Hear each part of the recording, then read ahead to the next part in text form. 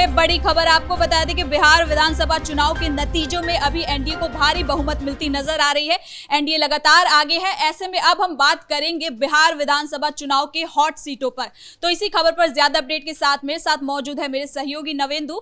तो नवेंदु, आज हम हॉट सीटों पर बात करेंगे, लेकिन सबसे पहले बात करते हैं राघोपुर से, जहां से तेजस्वी यादव महागठबंधन की तरफ से है और सतीश यादव है एनडीए की तरफ से। तो यहाँ का क्या समीकरण है?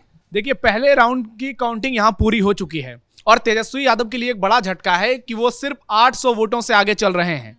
जो इलाका उनका पारंपरिक सीट रहा है, जहां से लालू यादव विधायक रहे हैं, राबड़ी देवी कई बार विधायक रही हैं, वहां से तेजस्वी यादव भी 2 बार विधायक बन चुके हैं, तीसरी बार चुनावी मैदान में हैं। लेकिन तेजस्वी यादव की ये सीट जो है फंसी हुई नजर आ रही है और सतीश यादव ने जिस तरह से मजबूती से चुनाव लड़ा, पूरी कैंपेनिंग की, पूरी ताकत लगा दी, उसका लग रहा है कि लाभ उनको मिलता हुआ नजर आ रहा है। क्योंकि पिछले बार पहले राउंड में तेजस्वी यादव कई हजार वोट से आगे थे और इस बार तेजस्वी यादव पीछे नजर आ रहे हैं। तो ये एक बड़ी खबर है। सिर्फ 800 की लीड है। अगले राउंड में हो सकता है कि तेजस्वी यादव पीछे चले जाएं और सतीश यादव आगे हो जाएं। अब बात करते हैं दूसरी सीट तारापुर की। तो यहाँ से सम्राट चौधरी हैं और अरुण कुमार शाह है। तो यहाँ पर क्या कुछ है? देखिए, इस सीट पर हर किसी की नजर टिकी हुई है। बिहार के डिप्टी सीएम सम्राट चौधरी चुनावी मैदान में हैं और ये इनका गृह इलाका है, मुंगेर जिला का तारापुर सीट। और ये सीट इसलिए भी बेहद दिलचस्प हो गया है क्योंकि यहां पर उनके सामने है अरुण कुमार शाह, जो कि उपचुनाव में अभी कुछ दिनों पहले सिर्फ 4000 वोट से चुनाव हारे थे। लेकिन जब इस बार टिकट देने की बारी आई तो महागठबंधन में जबरदस्त लड़ाई देखने को मिली। वीआईपी ने शकलदेव बिंद को पहले ही टिकट दे दिया। उसके बाद क्या हुआ कि आरजेडी ने भी अरुण कुमार शाह को टिकट दे दिया, तो शकलदेव बिंद ने सम्राट चौधरी को अपना समर्थन दे दिया हार के डर से। इसके बाद सीधी टक्कर हो रही है दोनों उम्मीदवारों में। हालांकि अरुण कुमार शाह जब चुनावी मैदान में आए तो मुकाबला थोड़ा दिलचस्प हुआ, लेकिन सम्राट चौधरी की जो इमेज है, एक डिप्टी सीएम का उनका कद है और जिस तरह से वो हिंदुत्व को लेकर एकदम आगे रहते हैं, उसका लाभ उनको मिलता हुआ नजर आ रहा है। और 2 राउंड की काउंटिंग के बाद सम्राट चौधरी 2700 से ज्यादा वोटों से आगे चल रहे हैं। तो एक प्रकार की ये ठीक ठाक लीड है। अब आगे देखना होगा कि अगली राउंड की वोटिंग होती है तो उसमें सम्राट चौधरी को लीड कितनी मिलती है। और इस सीट पर हर किसी की नजर होगी क्योंकि ये बीजेपी की सबसे बड़ी सीट में से एक है।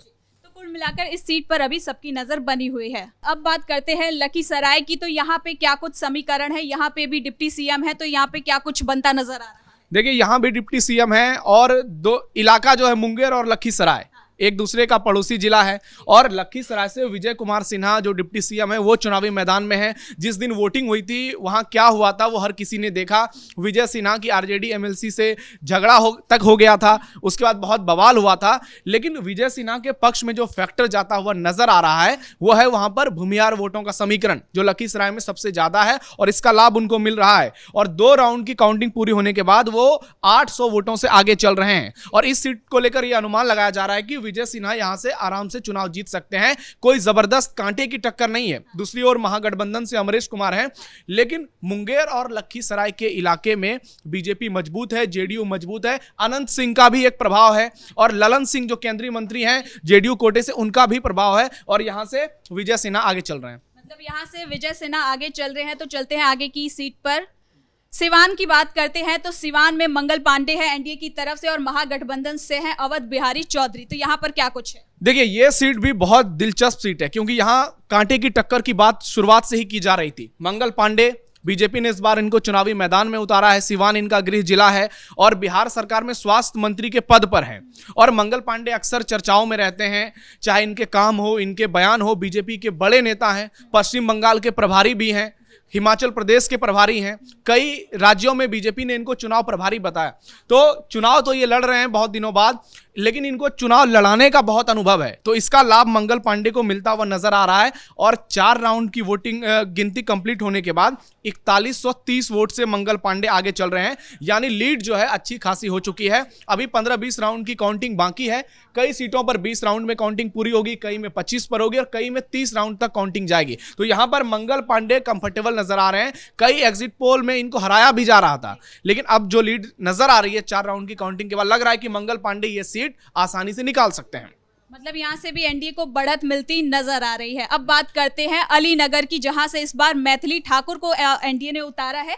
यहाँ पर विनोद मिश्रा है महागठबंधन से, तो क्या यहाँ टक्कर देखने को मिल रही है? देखिए, ये अभी जब हम कुछ दिनों पहले दरभंगा मधुबनी गए थे तो वहां लोगों से बातचीत की तो मैथिली ठाकुर के पक्ष में एक अलग ही माहौल नजर आ रहा था। हालांकि तेजस्वी यादव ने बड़ा दांव खेला, विनोद मिश्रा को चुनावी मैदान में उतारा। दोनों ब्राह्मण कैंडिडेट हैं और ब्राह्मणों का वोट इस सीट पर बहुत ज्यादा है, तो तेजस्वी यादव ने यह कोशिश की कि ब्राह्मणों का वोट डिवाइड किया जाए, लेकिन मैथिली ठाकुर 4113 वोटों से आगे चल रही हैं और 3 राउंड की काउंटिंग पूरी हो चुकी है। मैथिली ठाकुर का क्या प्रभाव है ये हर किसी को मालूम है। एक सहानुभूति है उनको लेकर, जिस तरह से वो गाना गाती हैं, और अभी छठ पूजा का समय हाल में गया है, जहां जहां चुनाव प्रचार करने गई वहां उन्होंने गाना भी गाया, और सिर्फ 25 साल की हैं, युवा नेता के तौर पर उभरी हैं। टिकट मिला उससे कुछ दिन पहले बीजेपी में आई थी, तो इनको लेकर युवाओं में भी एक सॉफ्ट कॉर्नर है और महिलाओं का वोट इनके तरफ बहुत ज्यादा हुआ नजर आ रहा है। तो ऐसे में विनोद मिश्रा की राह बहुत मुश्किल हो गई है। तेजस्वी यादव का ये ब्राह्मण वाला दाव जो है यहाँ पर फेल होता हुआ नजर आ रहा है। तो कुल मिलाकर इस सीट पर भी सबकी नजर बनी हुई है। अब बात करते हैं गौड़ा बौराम की, जहां पर हमने खुद जाके ग्राउंड रिपोर्टिंग भी की थी। तो यहाँ पे क्या कुछ समीकरण है? देखिए, 2 राउंड की काउंटिंग पूरी हो चुकी है और 1789 वोट से बीजेपी के सुजीत कुमार आगे चल रहे हैं। यह सीट इसलिए बहुत ज्यादा चर्चा में है क्योंकि इस सीट पर मुकेश सहनी ने सरेंडर कर दिया था। उनके भाई जो वीआईपी के राष्ट्रीय अध्यक्ष हैं संतोष कुमार सुमन, वो चुनावी मैदान में थे। बहुत हवा बनाया गया, तेजस्वी यादव आए, चुनाव प्रचार किया, संतोष सहनी के लिए वोट मांगे और अपने पार्टी के उम्मीदवार अफजल अली को पार्टी से 6 साल के लिए बाहर निकाल दिया। लेकिन बीजेपी चूंकि यहां पर बेहद मजबूत है, तो ऐसे में मुकेश सहनी डर गए। जो उनको जानकारी मिली कि संतोष सहनी पूरी तरह से फंस चुके हैं, तो उन्होंने अंतिम में हार के डर से लाज बचाने के लिए सरेंडर कर दिया और जो आरजेडी से बाहर निकाले हुए कैंडिडेट थे अफजल अली, उनको समर्थन दे दिया। लेकिन हम इस सीट पर घूमे हैं, हमने देखा है कि यहां पर क्या समीकरण है। यहां पर मल्ला वोटर जो हैं, यानी सहनी हैं, निषाद हैं, पचपनिया हैं, बिंद हैं, केवट हैं, वो सारे एक तरफा वोटिंग करते हुए नजर आए थे सुजीत कुमार के पक्ष में। और सुजीत कुमार का अपना एक इमेज है, इनकम टैक्स से इस्तीफा देकर बीजेपी में आए हैं, तो इनकी एक इमेज जो है वो बहुत पॉजिटिव है। इनकी पत्नी वहां से विधायक रह चुकी हैं, तो उनका कामकाज भी लोगों के बीच बहुत बेहतर तरीके से पेश किया गया। कई सड़कें इन्होंने बनवाई। तो ऐसे में सुजीत कुमार यहां से लग रहा है कि इस सीट को आसानी से निकालेंगे और फिलहाल काउंटिंग में 2 राउंड पूरा हो चुका है और 1789 वोट से ये आगे चल रहे हैं। और अफजल अली, अब देखना ये होगा कि यहां पर कितने वोटों से पिछड़ते हैं। एआईएमआईएम के शहंशाह अख्तर भी चुनावी मैदान में हैं, जन स्वराज ने भी मुसलमान उम्मीदवार दिए हैं, तो ऐसे में सुजीत कुमार कंफर्टेबली यहां से जीतते हुए नजर आ सकते हैं। तो यहाँ से सुजीत कुमार फिलहाल आगे चल रहे हैं। महुआ की क्या कुछ स्थिति है यहाँ पे? देखिए, महुआ से जो खबर है वो तेज प्रताप के समर्थकों के लिए निराशाजनक खबर है। तेज प्रताप जीत को लेकर हुंकार भर रहे थे, दावा कर रहे थे कि वही चुनाव जीतेंगे। महुआ में उन्होंने मेडिकल कॉलेज बनवाई है, इस वजह से हसनपुर की सीट जहां से वो विधायक हैं, उस सीट को छोड़कर महुआ चुनाव लड़े। और अभी स्थिति ऐसी है कि तेज प्रताप यादव तीसरे नंबर पर पहुंच गए हैं, यानी बड़ा झटका मिला है जनशक्ति जनता दल को। और तेज प्रताप यहां पर 3520 वोटों से पीछे चले गए हैं, तीसरे नंबर पर है। और बीजेपी के संजय सिंह सबसे आगे हैं। पहले महुआ सीट उपेंद्र कुशवाहा को दी गई थी, लेकिन फिर एक सीट घटा दी गई, तो ये सीट बीजेपी के खाते में चली गई। और आरजेडी से डॉक्टर मुकेश रोशन भी हैं, वो दूसरे नंबर पर हैं। और तेज प्रताप पिछड़ते हुए नजर आ रहे हैं। अभी सिर्फ 3 राउंड की काउंटिंग हुई है, अभी 15-20 राउंड की काउंटिंग बाकी है। ऐसे में यह देखना होगा कि क्या तेज प्रताप की किस्मत पलटती है, क्या यहाँ का जो राजनीति का ऊंट है वो करवट लेता है, जिसकी संभावना अभी कम नजर आ रही है। और तेज प्रताप यादव और उनके समर्थकों के लिए एक बड़ा झटका लगता हुआ नजर आ रहा है। तो यहाँ पर तेज प्रताप पर नजर बनी रहेगी। अगली सीट पर चलते हैं, मोकामा की बात करते हैं। तो यहाँ से अनंत सिंह ने पहले से ही जश्न मनाने की तैयारी कर दी है। यहाँ से वीणा देवी है महागठबंधन से, तो क्या कुछ निकल कर सामने? देखिए, यहाँ तो कल से ही रसगुल्ले बंटने शुरू हो गए थे। पटना के माल रोड में अनंत सिंह के आवास पर जिस तरीके की धूम नजर आ रही है, उन्होंने तो पहले ही ऐलान कर दिया कि हम चुनाव जीत रहे हैं। और वहां समर्थकों की भारी भीड़ आज सुबह से पहुंचने लगी है। लोग रसगुल्ले खा रहे हैं, मिठाइयां बट रही है, पटाखे छूट रहे हैं। और 5 राउंड की काउंटिंग पूरी हो चुकी है इस सीट पर। और अनंत सिंह जो है वो 5546 वोटों से आगे हैं, यानी सूरजभान सिंह का फैक्टर अभी तत्काल अब नजर नहीं आ रहा है। लोगों ने अनंत सिंह पर भरोसा किया।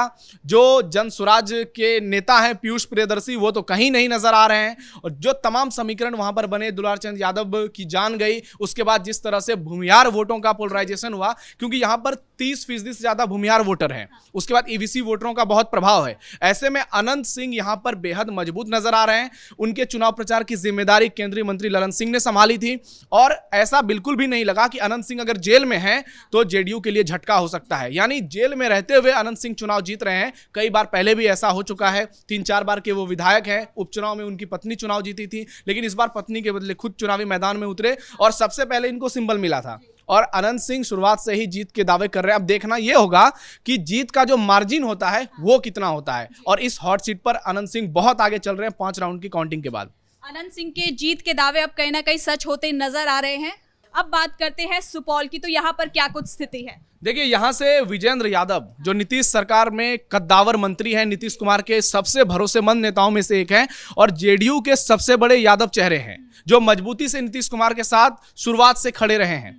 सुपौल से ये चुनाव लड़ रहे हैं और अभी तक की जो जानकारी आई है उसके मुताबिक विजेंद्र यादव 2 राउंड में करीब 8000 वोटों से आगे हैं। तो आप इससे अंदाजा लगा सकते हैं कि इनके चेहरे का प्रभाव कितना है। और ये सिर्फ सुपौल पर ये नजर नहीं आ रहा है, ये आसपास के तमाम इलाकों में नजर आएगा, चाहे सुपौल हो, मधेपुरा हो, सहरसा हो।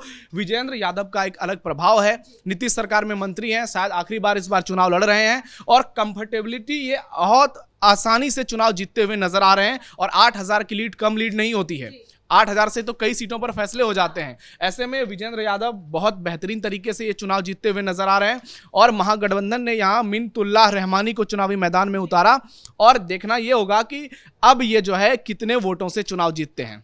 8000 एक बहुत बड़ा आंकड़ा है अगर यहाँ से एनडीए लीड कर रही है तो अब आखिरी सीट की बात करते हैं मनेर की। तो यहाँ पर क्या कुछ स्थिति है, क्या कुछ समीकरण बन रहे हैं? देखिए, मनेर का मुकाबला थोड़ा दिलचस्प हो गया है। भाई वीरेंद्र यहाँ पर पहली राउंड की काउंटिंग में आगे चल रहे थे, हालांकि कुछ वोटों से आगे चल रहे हैं, लेकिन इस सीट पर दिलचस्प लड़ाई होगी। ऐसा नहीं है कि भाई वीरेंद्र जीत जाएंगे, क्योंकि यहां पर जितेंद्र यादव ने पूरी ताकत झोंक दी थी। अब देखना यह होगा कि अगले राउंड की जब काउंटिंग होती है तो इस सीट का क्या हाल होता है। मगध के इलाके में है, पटना लोकसभा के अंतर्गत यह सीट आता है, जहां पिछले बार बीजेपी और एनडीए का प्रदर्शन बेहद खराब रहा था। लेकिन इस बार चूंकि भाई वीरेंद्र के कई वीडियोज वायरल हुए, कई ऑडियोज वायरल हुए, तो ऐसे में उनकी छवि जो है वो बहुत खराब हो गई चुनाव से पहले। और इनकी छवि पहले से ही बहुत खराब है। जिस भाषा का इस्तेमाल करते हैं, जिस बदतमीजी से बात करते हैं, चाहे मीडिया हो, पुलिसकर्मी हो या कोई और भी हो, तो भाई वीरेंद्र चुनाव जीतेंगे नहीं, ये तो आने वाला वक्त बताएगा। लेकिन अभी इनकी सीट फंसी हुई है और ऐसा लग रहा है कि भाई वीरेंद्र मुश्किल में है। कुछ देर में ये मामला क्लियर हो जाएगा।